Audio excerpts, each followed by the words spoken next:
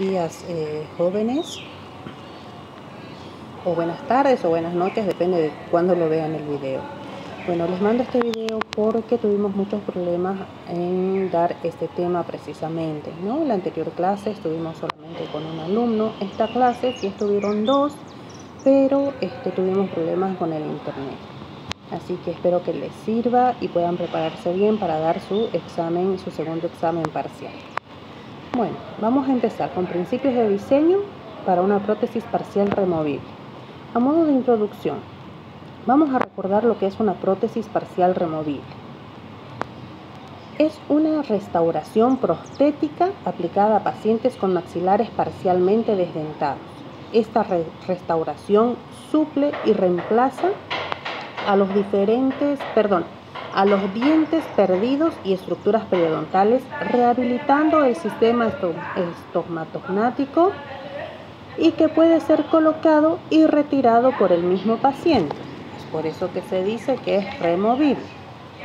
El diseño de una prótesis parcial removible debe llevarse a cabo siguiendo todos sus principios, además de conocer la clasificación de Kennedy de Applegate, que es una de las clasificaciones más usadas en cuanto a prótesis parcial removible se refiere, como vimos en el tema número 1.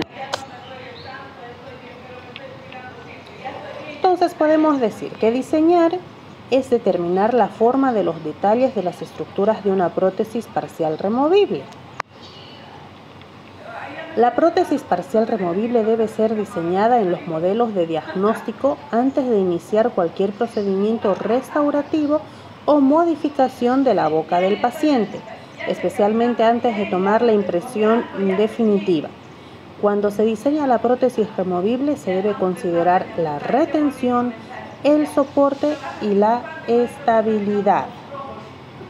Esos son los 3 puntos importantes que debemos tener en cuenta cuando diseñamos una prótesis. Dentro de los principios de diseño podemos mencionar los siguientes. La base de la prótesis parcial removible debe ser rígida.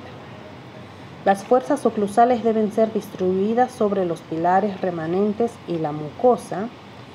Los retenedores deben tener apoyos que dirijan las fuerzas oclusales sobre el eje mayor de los pilares. Como ya les había comentado, una prótesis de cromo cobalto cumple con estos requisitos porque su base es rígida, ¿verdad? Tiene apoyos oclusales, lo que nos ayuda a distribuir las fuerzas oclusales a los dientes pilares y no así tanto a la mucosa y al reborde alveolar, provocando su reabsorción más rápida. También podemos mencionar más principios de diseño. Los conectores mayores deben cubrir solo las zonas estrictamente necesarias. ¿Sí? Muy importante tener en cuenta. La oclusión debe armonizar con la de los dientes naturales. Esto lo vimos en selección de los dientes artificiales, ¿no?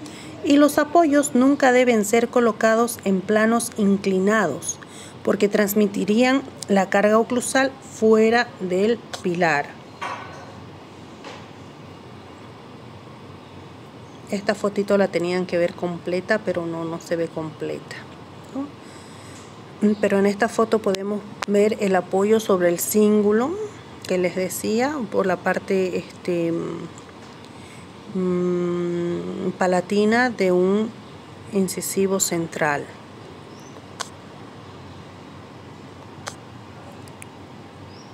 Ahora vamos a ver los componentes de las prótesis parciales removibles.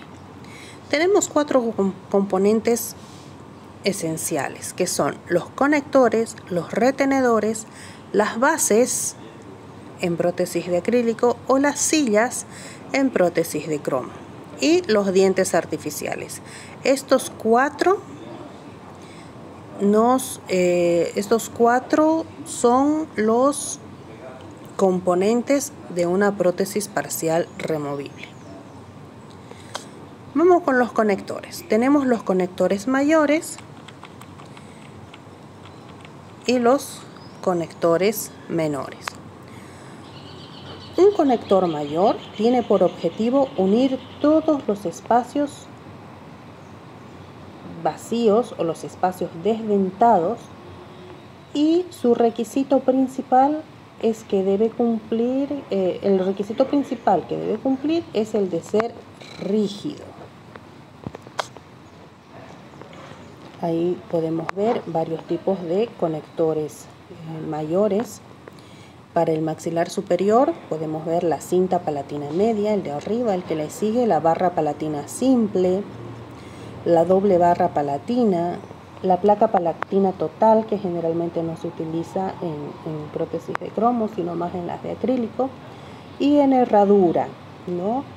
Cuando nuestro paciente tiene un torus palatino, podemos optar a hacer en herradura, tanto para prótesis de acrílico como de cromo cobalto.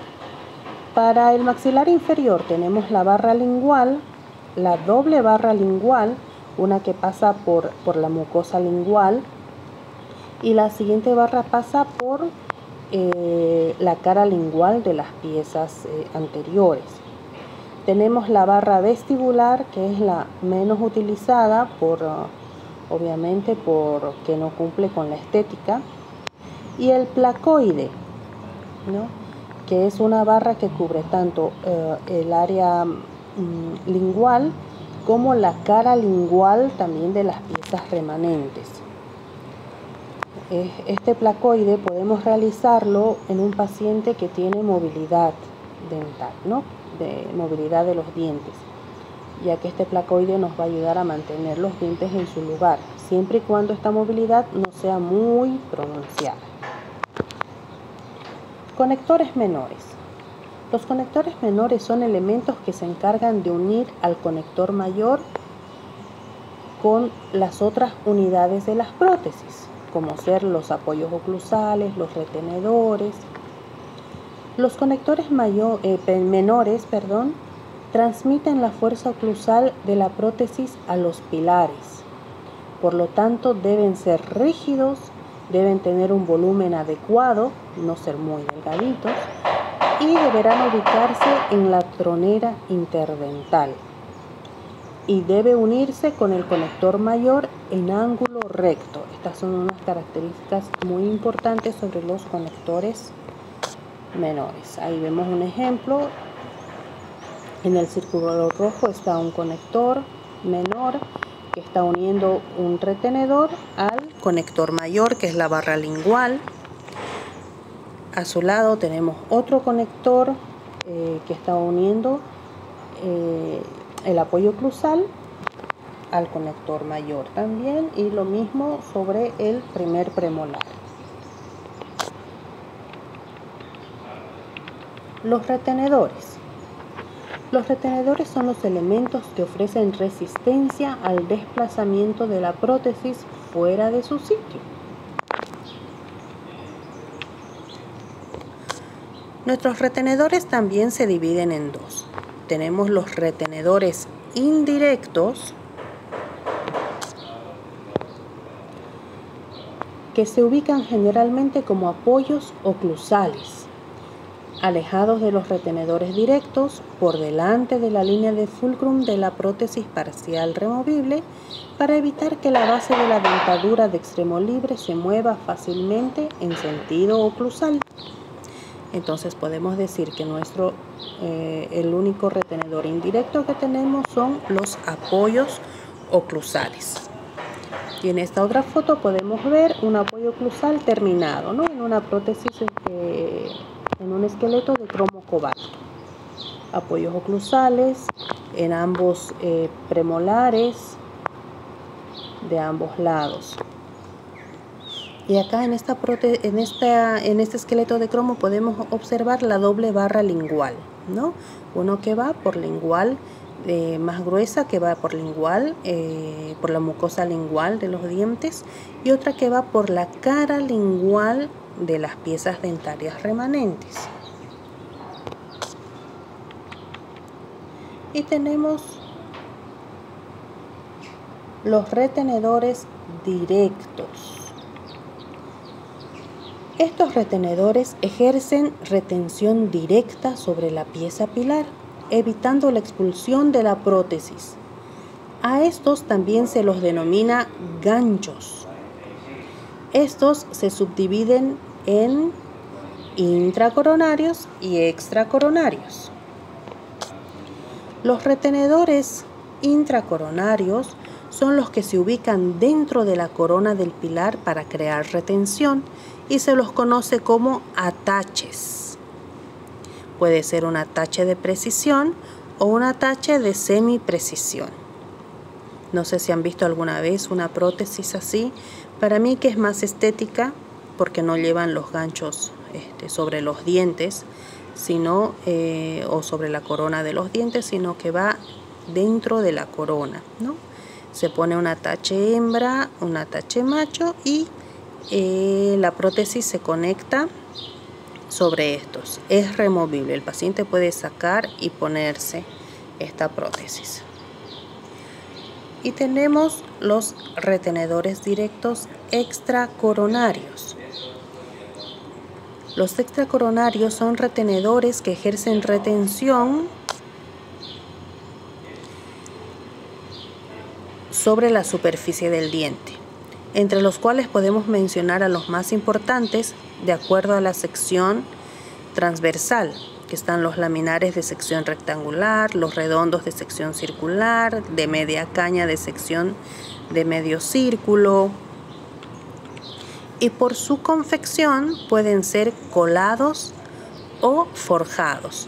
Colados en el caso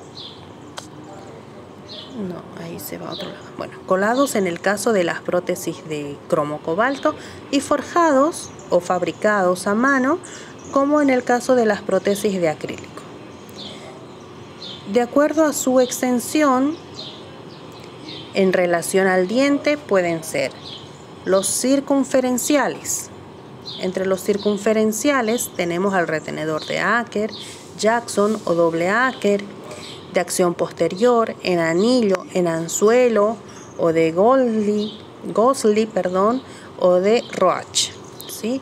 En el trabajo práctico del presente tema les puse que por favor que investigaran y dibujaran todos estos retenedores circunferenciales para que puedan conocerlos y saber su morfología, en qué clases se los pueden, qué piezas se los puede utilizar, si en premolares o en caninos o en los molares, ¿sí? Y después tenemos los de tipo de barra, que se clasifican de acuerdo a la forma de su terminal retentivo. Pueden ser en forma de I, en forma de C, en forma de T, en forma de U, como pueden ver ahí en la imagen, ¿no? Y estos están más indicados en la clase 1 y en la clase 2 de Kennedy, para premolares y caninos. Algo importante que quería recalcar en esto de los retenedores, en la foto superior vemos un retenedor RPI en forma de T. Se llama RPI porque tiene esa parte que va hacia la encía, no sé si me dejo entender. Este tipo de retenedores RPI se realiza en el diente pilar cuando en el sector más posterior no hay otro pilar, ¿sí? No hay más pilares. Entonces, en ese caso nosotros debemos realizar un retenedor RPI o pedirle al mecánico que nos realice un RPI.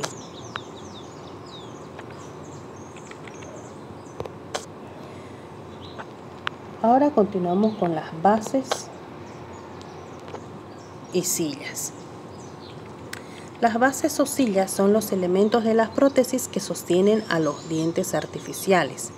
Estos deben cubrir el mayor área posible. Tienen que adaptarse exactamente a los tejidos blandos. Son características muy importantes de las bases en prótesis de acrílico, o de las sillas en las prótesis de cromo cobalto. Ahí tenemos las sillas, que está en una prótesis de cromo, está sobre el reborde alveolar donde van a ir insertados nuestros dientes artificiales, ¿no?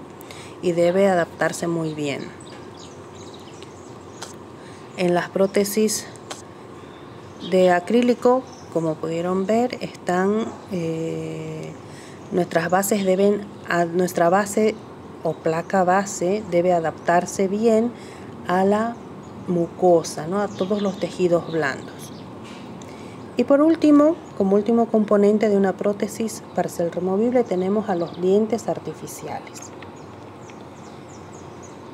que son elementos que reemplazan a los dientes naturales perdidos en cuanto a su morfología y su función, y también la estética.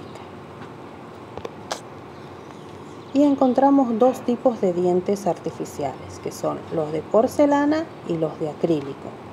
Los de porcelana tienen más dureza al desgaste, no se desgastan rápidamente, asemejan más al color del diente, al brillo natural que tienen los dientes, pero son de costo muy elevado. Cuesta más que el triple, el cuádruple que unos dientes de acrílico. Y los dientes de acrílico son los que más usamos, más comúnmente usamos para realizar las prótesis removibles, por el costo que es mucho menor, pero no tienen tanta dureza al desgaste, y en pocos años, dependiendo de la alimentación de cada paciente, se van desgastando, las muelas pierden las cúspides, se hacen planas. Igual el borde incisal de los dientes anteriores se va desgastando, se hace cada vez más grueso y ya no sirve para cortar los alimentos, y el paciente sufre una disminución de la porción, la dimensión vertical. No se me venía a la cabeza. Muy bien, ahora vamos a ver los pasos para el diseño de la prótesis parcial removible. Vamos a mencionar 8 pasos muy importantes. El número 1, determinar el eje de inserción de la prótesis. Uy, perfecto, aquí sí están las imágenes. Cuando los dientes están muy inclinados, no muy tampoco, porque si están muy no nos sirve de pilar, tenemos que extraerlos. Cuando tienen una ligera inclinación, para que nuestra prótesis pueda entrar y salir sin ninguna complicación, debemos paralelizar, ¿no?, las piecitas que están inclinadas, como se ve en la foto, en esta foto que está en pantalla.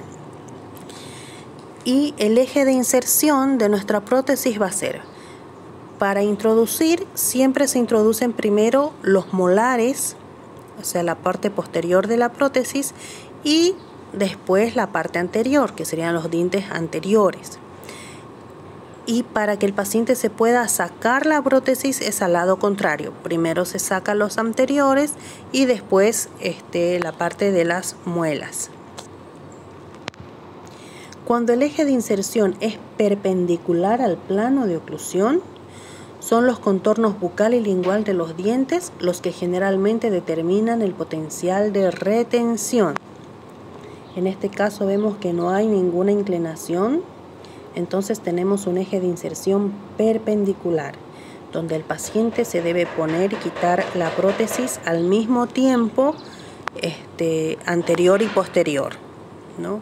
Porque si no, si lo forzajea primero de anterior o primero tratándose de sacar las muelas, va a hacer que la prótesis se rompa o sufra se doble, ¿no?, y genere ya un movimiento que no es bueno para los dientes, una palanca. Número 2.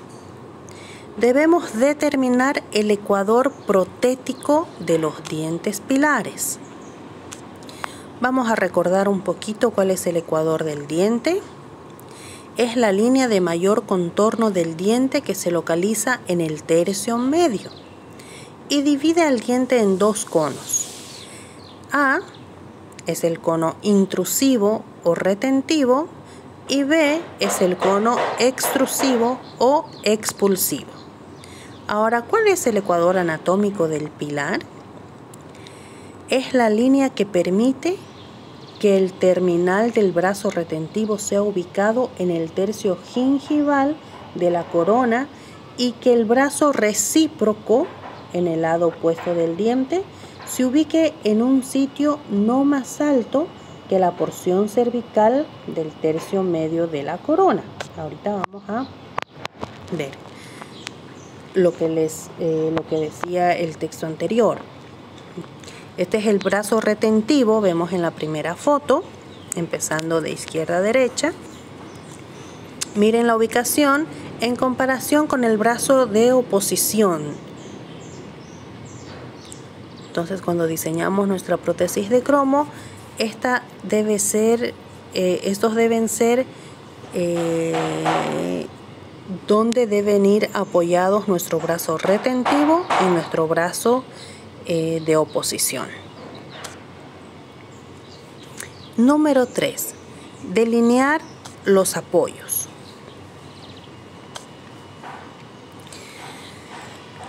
Estos son nuestros, donde pueden ir nuestros apoyos oclusales, ¿no? Simples cuando van en un solo lado, ya sea de un molar o de un premolar. Dobles cuando en un solo molar o en un solo premolar van dos apoyos oclusales. Y gemelos cuando los apoyos oclusales están sobre un molar y premolar que están juntos, como pueden ver en la foto. Estos apoyos oclusales nosotros tenemos que realizar en la boca del paciente para que haya mejor asentamiento de la prótesis. Otros autores dicen que no se debería tocar la boca, no se debería tocar los dientes, no se debería retocar ni tocar los dientes al fabricar una prótesis.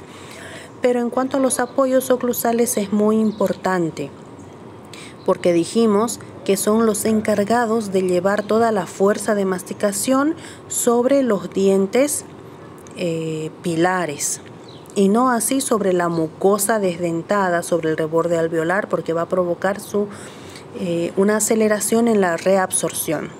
Eso también lo vimos cuando hablamos de prótesis de acrílico versus prótesis de cromo, que una desventaja que tenía la de acrílico era que no tenía los apoyos oclusales. Entonces la fuerza de oclusión más se iba hacia la mucosa, ¿no?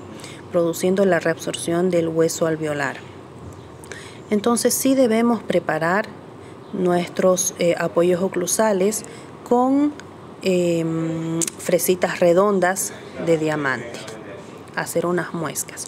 Acá tenemos los apoyos oclusales terminados. Este sería un duplo, ¿verdad? Dos apoyos en un mismo diente. En este caso es un premolar.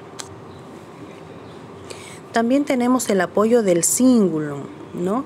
Que es el apoyo más indicado sobre los caninos.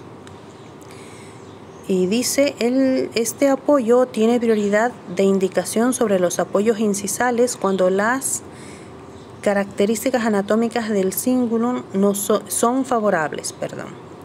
No, igual se tiene que realizar una pequeña muesca con la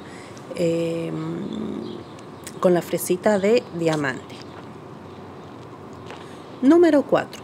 Debemos delinear los brazos retenedores y delinear los brazos recíprocos o los equilibradores. Aquí en este modelo, como les decía, este es un retenedor RPI en este diseño que están mostrando en la foto, y se lo hace, o sea, tiene que ir sí o sí un retenedor RPI cuando en la zona más posterior no hay pieza pilar, es totalmente desdentado. Por ejemplo, en una clase 1, en una clase 2, debe ir siempre un retenedor RPI. Pero no, también se lo usa por la estética, ¿no? En los dientes anteriores, cuando el retenedor tiene que ir a un canino, cuando tiene que ir a un incisivo lateral. Entonces, como son más, no son tan aparatosos como los circunferenciales, entonces se hace este retenedor RPI en T, en Y, en C, en I, para que no nos perjudique en cuanto a la estética. Ahí vemos el diseño de los retenedores y del brazo recíproco, circunferencial en la prótesis ya hecha. Y esos son nuestros retenedores en las prótesis de acrílico, ¿no? Son circunferenciales. En el caso de este retenedor que está solito a un lado, al lado izquierdo, debería ser un retenedor RPI porque no hay pilar en la parte más posterior, ¿no? En cambio, en el otro lado, en el lado derecho, está bien porque tiene dos pilares. Entonces no hay problema que sea circunferenciales. El brazo recíproco en las prótesis de acrílico no lo tienen, ya que nuestro brazo recíproco lo hacemos con la base de la prótesis de acrílico, ¿no? Por palatino o por lingual, según corresponde el caso. Este es un retenedor RPI en prótesis de acrílico. Como pueden ver, no hay un pilar posterior, entonces sí o sí se tiene que hacer este retenedor RPI y no circunferencial. Número 6. Delimitar los conectores menores. Como habíamos dicho, los conectores menores son los que conectan los retenedores y apoyos oclusales al conector mayor, ¿no? Entonces deben ser paralelos, su eje de inserción con el conector mayor debe ser paralelo, no tienen que ser muy delgados, uno de los requisitos. Aquí tenemos otro ejemplo de conectores menores.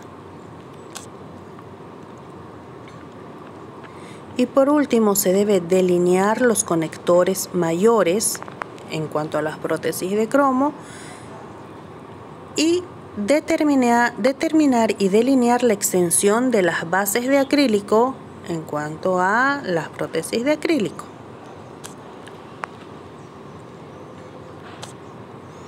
Ahí estamos viendo cómo está delineando los conectores mayores.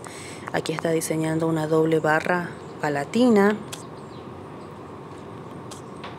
Acá podemos ver solamente un conector mayor. Recordemos que los conectores mayores deben conectar todas las zonas edéntulas, ¿no? Si nos fijamos bien en ese modelito, en esta confección de prótesis de cromo van a utilizar los retenedores intracoronarios, los retenedores directos intracoronarios, que son los ataches, y están colocados en las piezas anteriores, ¿no? En los caninos.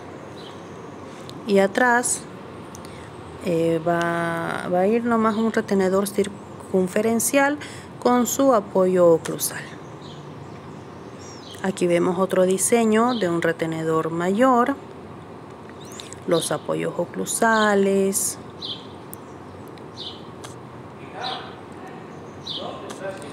y esto en cuanto a las prótesis de acrílico. Nuestra base para nuestra prótesis de acrílico debe cubrir las almohadillas retromolares en una clasificación de Kennedy 1 o 2. Tiene que llevar siempre las almohadillas, tanto superior como inferior. Aquí vemos una base en forma de herradura para una prótesis de acrílico.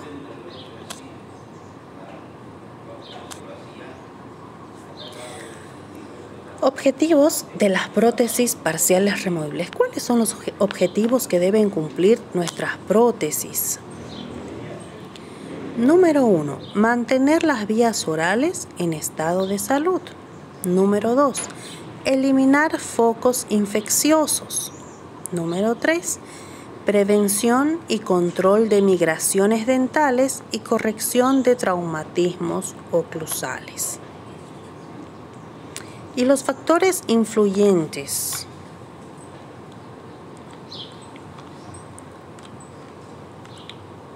Los factores que influyen en el diseño de una prótesis parcial removible son: examen del paciente, el cual debe ser visual y exploratorio. Debemos ver el número de dientes, los hábitos de higiene oral que tiene el paciente para poder corregir si está mal, estado de los tejidos blandos, la oclusión, la dimensión vertical, la movilidad de las piezas dentarias. Acá podemos observar que tiene restos radiculares que hay que extraer, podemos observar que ha perdido la dimensión vertical. Eso es lo único que podemos observar. Ya con la palpación veremos si hay movilidad de las piezas dentarias. Si el diente que va a ser nuestro pilar tiene movilidad, entonces se lo debe extraer. Otro factor que influye en el diseño de una prótesis parcial removible es el análisis de las radiografías. ¿Para qué nos sirve ese análisis de las radiografías? Para detectar restos radiculares que tal vez no se ven clínicamente, evaluar el soporte alveolar de las piezas pilares y para ver la longitud y morfología de las raíces. Si analizamos esta radiografía, podemos ver que hay una reabsorción del reborde alveolar muy marcada. Una reabsorción ósea muy marcada, generalizada, tanto superior como inferior. Esos dos molares inferiores no nos sirven como pilares, así que se los debe extraer, ¿no? En este paciente lo que debemos realizar es una prótesis de cromo o de acrílico, puede ser cualquiera de las dos, pero que nuestra base llegue hasta la cara lingual de las piezas inferiores, igualmente en el superior, porque hay una reabsorción ósea muy marcada. En esta otra radiografía podemos ver que hay un resto radicular, hay un perno con infección, ¿no? Hay también una marcada reabsorción del reborde alveolar inferior bilateral. Entonces esto ya nos da una pauta para ver qué tipo de prótesis le vamos a realizar a nuestro paciente. Y por último tenemos el análisis de la articulación temporomandibular.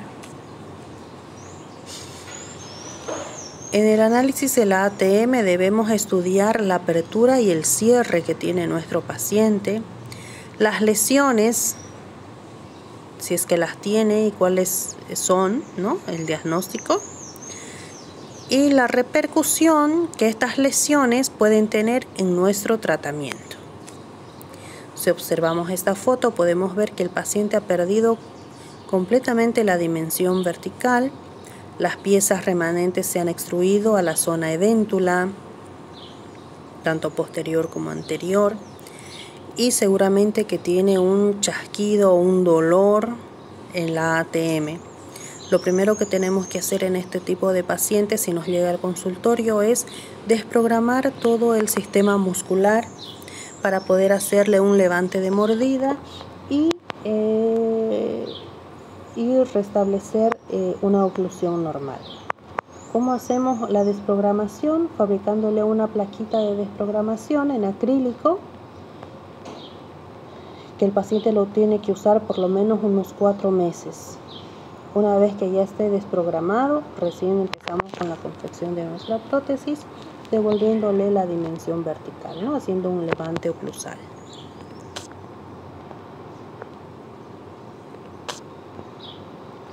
Bueno, jóvenes, eso es todo el tema sobre principios de diseño de prótesis parcial removible. Cualquier duda que tengan, por favor me lo hacen saber por medio de WhatsApp. Que tengan un hermoso día y que Dios les bendiga.